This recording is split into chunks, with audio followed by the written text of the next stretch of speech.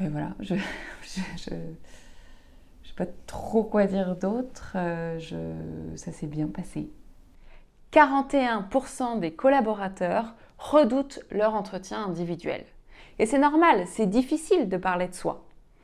En plus, si on aborde son année que d'un point de vue d'une analyse rationnelle, objective et factuelle, vous risquez de passer à côté de l'opportunité de marquer votre interlocuteur. Passons désormais aux chiffres. J'ai atteint 21% sur le segment A. Ce qui est important pendant votre entretien, c'est que vous partagiez à votre boss ce qui vous a animé pendant l'année.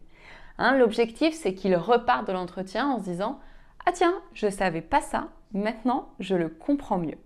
Comment vous allez faire ça? Eh bien, c'est en lui racontant votre histoire. C'est pas évident de raconter des histoires. Eh bien, voici 3 piliers indispensables pour que votre récit personnel soit captivant. Donc, vous êtes le héros de cette histoire. La première étape, c'est de rappeler quels sont vos enjeux. Quels ont été les objectifs de votre année? La deuxième étape, c'est la présence de tension. C'est ça qui rend une histoire attractive. En fait, toute histoire est le récit d'un changement. Alors pour vous, ça veut dire quoi? Ça veut dire que vous allez partager à votre boss toutes les difficultés que vous avez rencontrées dans l'année. Comment vous y avez été confronté, mais surtout comment vous vous êtes adapté.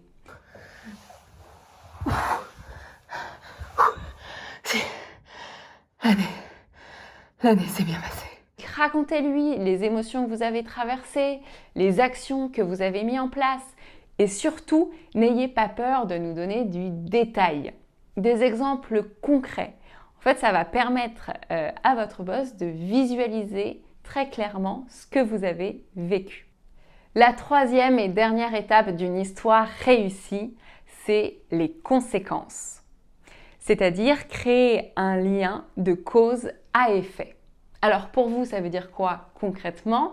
Ça veut dire partager à votre boss ce que vous avez appris cette année. Ce que vous avez appris de vos expériences, de vos échecs. C'est normal qu'il y ait eu échec. Ce qu'il faut essayer de faire, c'est d'en tirer des leçons. Comme disait Mandela, soit tu gagnes, soit tu perds. C'est pas ça?